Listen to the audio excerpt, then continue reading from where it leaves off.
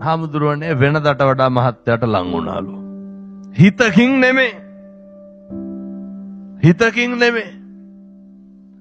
වෙනදට වඩා සත්කාර කරාලු. සත්කාරවල කෙලවර කොච්චරද කියනවනම් වඳින්නත් හිතුනලු. වැඳලත් දැම්ම කිව්වා. සති 3ක් විතර මේවා කරලා දවසක් මහත්තයාට පෙනිපෙනීම ෆෝන් එකේ කෝල් එකක් එනවලු. මහත්තයාට පෙනිපෙනීම කෝල් එක සයිලන්ට් කරලා අනිත් පැත්ත හැරෙවලු.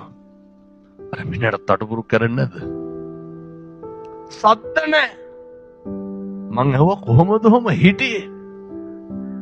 හාමුදුරුවනේ මිනිහාගේ තියෙන පජාතකමට මම මොනා කරන්නද කියලා ඇහුවා. බලන්න අවබෝධය. එච්චරයි කිව්වේ.